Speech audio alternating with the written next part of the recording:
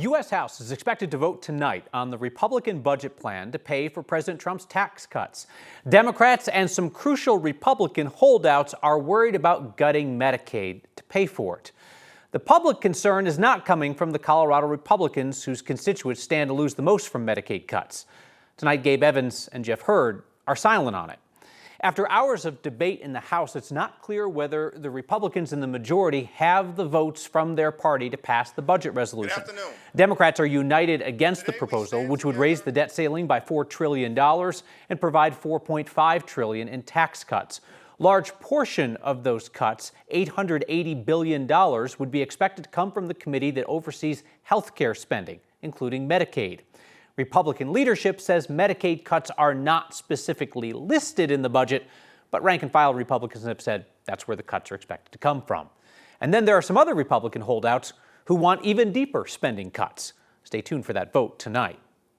If Republicans cut Medicaid, the two congressional districts that stand to lose the most in Colorado are represented by two of those Republicans, Gabe Evans and Jeff Hurd.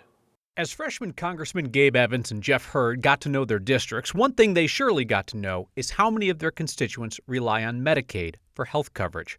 According to the Congressional District Health Dashboard from NYU Langone Health, nearly 30% of Hurd's constituents on the Western Slope and in southern Colorado are on Medicaid. That's the most of any congressional district in the state. Evans's district, from Denver's northern suburbs up to Weld County, has 25% of the population on Medicaid. That's the second most in Colorado. Evans belongs to the Congressional Hispanic Conference. Last week, the chair of that GOP group and 7 other Republican members wrote to House Speaker Mike Johnson saying Medicaid is expected to bear the brunt of spending cuts and that, quote, slashing Medicaid would have serious consequences, particularly in rural and predominantly Hispanic communities. Evans did not sign that letter opposing Medicaid cuts. On Monday, as Democrats protested outside Evans's office asking him to protect Medicaid, he posted a photo on social media of his stop 2 weeks ago at Tepeyac Community Health Center, writing that that clinic does critical work with underserved communities. Tepeyac told me that cutting Medicaid would mean, quote, more patients would be forced to seek care in emergency rooms, increasing uncompensated hospital costs and straining the healthcare system. Congressman Evans did not respond to our requests for comment on Republican plans to cut Medicaid. Congressman Hurd did not respond either. The federal government's trying to claw back $3.5 million in Medicaid funding from Colorado, money that the feds say was spent on behalf of thousands of dead patients. This investigation, done by the Office of Inspector General and HHS, happened during the Biden administration, but it was released last week. It says Colorado's Medicaid program paid nearly $8 million to claims for dead people between 2018 and 2020. About 9,000 people listed as dead in the Social Security Administration database, but not listed as dead in the state system. Now the federal government wants $3.8 million back from Colorado. The state's Medicaid office says the Social Security system is full of errors, and the state disputes that all 9,000 of those people are dead. We should note the $8 million in disputed payments is a tiny portion of the state's multi-billion-dollar Medicaid budget. A spokesperson told us the state has no plans to pay the money back. Resolution on this could take years. We should additionally note the HHS Inspector General who did the report was among those fired by the Trump administration, and she's now suing. Tonight's next conversation is with Democratic Congressman Jason Crow of Aurora. He opposes cuts to Medicaid. I asked Crow about going in to root out misspending in Medicaid. One issue where Democrats have been taking a stand is on cuts to Medicaid. Certainly, waste, fraud, and abuse are typically overstated as savings items. But what would be wrong with digging into the Medicaid system and looking to save taxpayers' money on waste, fraud, and abuse there on Medicaid? Nothing. There's nothing wrong with actually conducting oversight, looking for waste, fraud, and abuse. When you have systems as large as the Medicaid system, you always find that. You know, in my time in Congress, they have always found, Republican and Democrat administrations have always found instances of waste, fraud, and abuse. And actually, I think we need to do more of that. The problem is that DOJ and folks like Elon Musk are taking a sledgehammer to the entire system and inflicting terrible pain on Coloradans, people who are on the verge of losing their homes, people who can't pay for their prescriptions. The Trump administration's stated goal is to flood the zone with action on a number of fronts, kind of challenge Democrats and the courts to keep up. It certainly appears to be working. What should your party be doing to recalibrate its approach to responding to Trump's flood the zone strategy? Well, I would differ on you on it appears to be working, right? This flooding of the zone, what it actually means, they use that term, but what it actually means is they act without thinking, right? They just do something and they don't think about the consequences of it. They don't think about the legality of it. They just act. And the problem is when you're trying to run a country and a government, those actions have consequences and they bite hard and they inflict a lot of pain on regular Americans who are just trying to live their lives, build businesses, raise families, right? So there's a lot of pain that's being inflicted on Coloradans and folks around the country, number one. Number two, a lot of things they are doing are illegal and unconstitutional and repeatedly being struck down by the courts. Republican and Democratic appointed judges finding these things unconstitutionally. So I don't think it's working. I think they're failing a lot more than they're succeeding.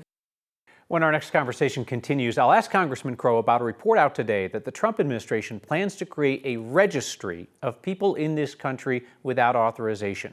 It would turn civil immigration violators into criminals if they don't comply. Thousands of Venezuelans in the Denver metro area who are currently protected from deportation by what's called temporary protected status could lose it. Our Angeline McCall spoke with two women about what those changes mean for their futures. Across Denver, there are thousands of Venezuelans whose status will change in a matter of months. Afecta tu salud mental. Todos los días estás pensando qué va a pasar. Stephanie Ochoa currently has temporary protected status, which protects her and other Venezuelans from deportation. Es algo muy duro que se vengan cambiando todas estas políticas y que pues quiten ese amparo a los venezolanos que de verdad lo necesitamos. President Trump is rescinding the protection this year, with the first group to lose TPS in April, then the second in September. Todos estamos expuestos y la verdad es que es algo demasiado preocupante, es algo que te genera ansiedad y no sabes qué va a pasar.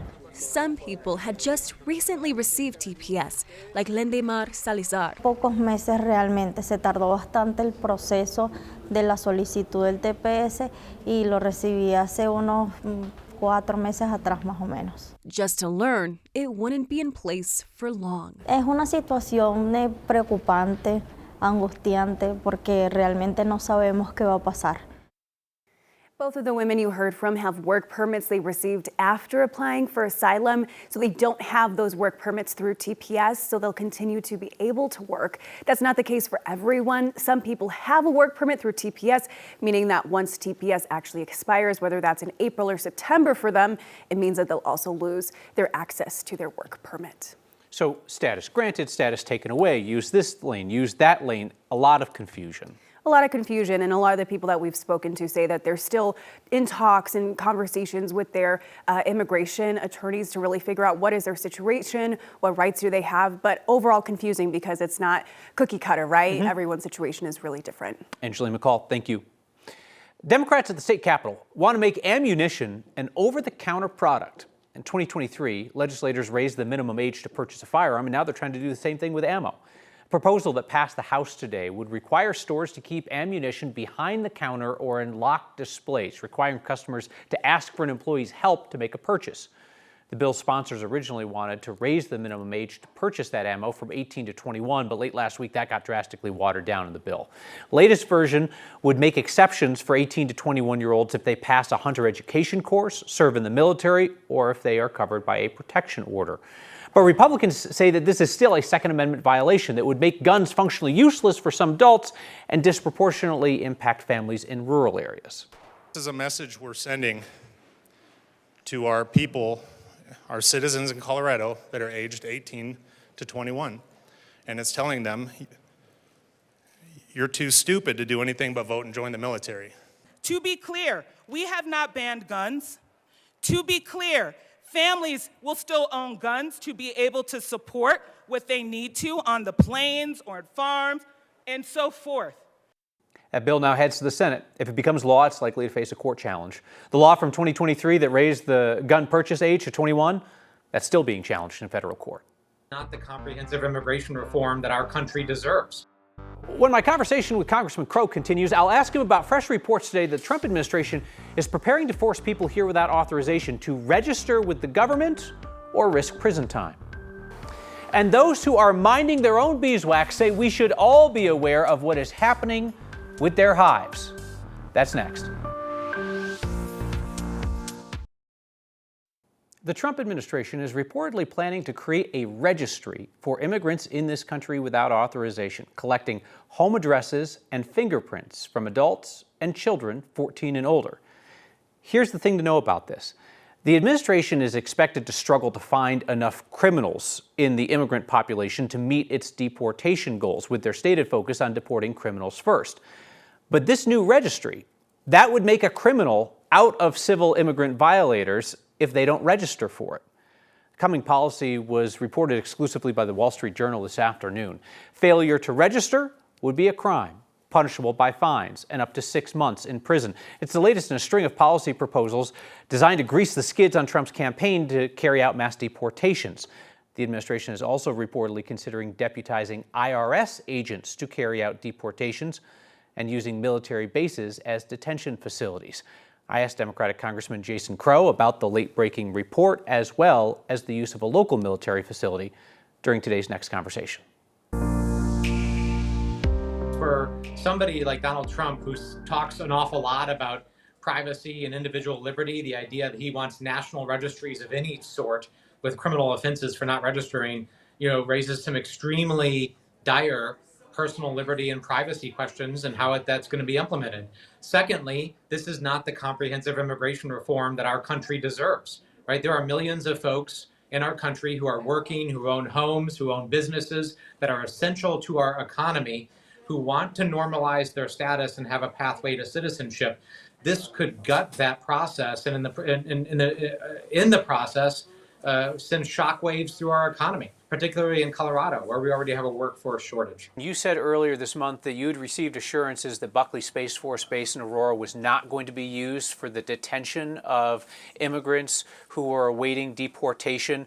The New York Times reports that Buckley is under consideration from the Trump administration as a detention facility where people would then be routed from there down to Fort Bliss in Texas and out of the country. Have you heard anything about that? Anything changed since you last heard that? No, we didn't get any official information from the Trump administration. Information out of this administration is hard to come by, let's just say that. That's probably the understatement of the century. It's very hard to get anything out of them. A lot of times that's because they actually don't have policies, and folks don't even know, right? It's complete chaos within the administration right now. So in any given moment, there's bad policy, and then there's just actual incompetence as well, and sometimes a mixture of the two. I also asked Congressman Crow if he has ruled out running for governor in Colorado next year. His slippery non-answer indicates he absolutely has not ruled out running for governor. You can find that in our full unedited conversation on the next YouTube channel on 9news.com, or you can listen to it wherever you get your podcasts.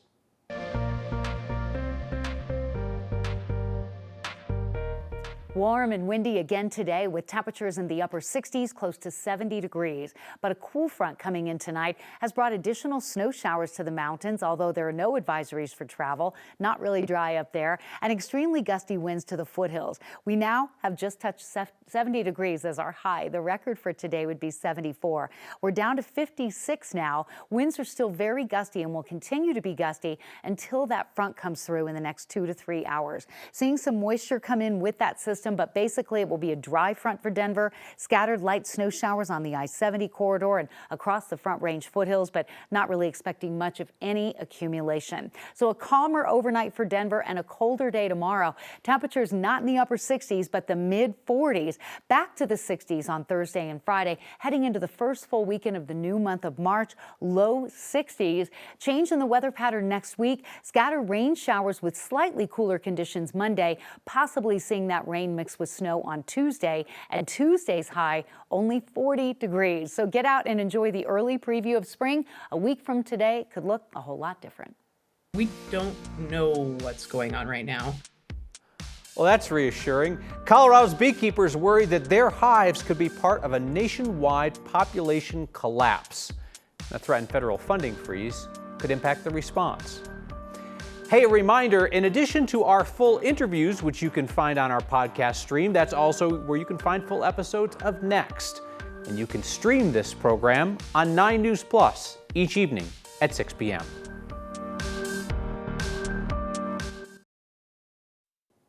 The bees are dying. Good thing government scientists can help figure it out. Oh wait, some of them just got laid off in billionaire Elon Musk's purges. That stings. Our Amy Hunter has the story. A loss of honeybees We don't know what's going on right now. is raising alarm bells for people like Katie Thompson. People who really were doing a really good job with their bees are experiencing the same losses as folks who maybe aren't necessarily as good with the animal husbandry piece. Thompson is a member of the Colorado State Beekeepers Association, or CSBA. We've got some preliminary results back from a survey that they did. One of those numbers is that 62% of commercially managed colonies died in, I think it's the last 8 months. The nationwide survey of beekeepers is from Project Apis M, a nonprofit focused on keeping hives healthy. It says significant colony loss is happening across the country. Thompson says, we don't want to wait around to find out why. A third of your food at the grocery store, the produce section, depends on bees. We don't know how bad this could be or how long this could be an issue for us. If we aren't getting those answers, then we're going to have to learn the hard way, which can be really devastating for, I would say, a critical agricultural industry. She says emergency samples are under review at a lab in Maryland, but that lab is facing losses of its own. They lost a critical team member to the firing of federal employees. That really shifts their ability to respond. The CSBA sent a letter to lawmakers about what this impact can mean for beekeepers. Without that advocacy, we won't know what their importance is until it's too late.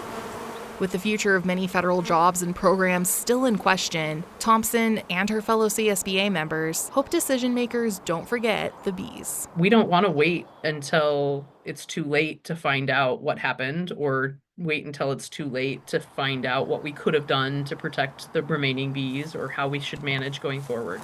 For Next, I'm Amy Hunter. We won't know what's up with a lot of the hives until the cold weather clears, and that includes a number of them in Colorado. Bee industry folks are encouraging beekeepers to report their population numbers come spring to that Project Apis M. There's a link in this article on 9news.com.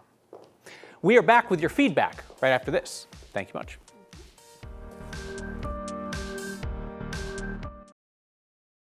We began this program tonight talking about potential Medicaid cuts that are looming, and within the last few minutes, House Republicans successfully passed their budget. Took a lot of arm twisting and wrangling. They did not have another vote to lose. It passed 217 to 215.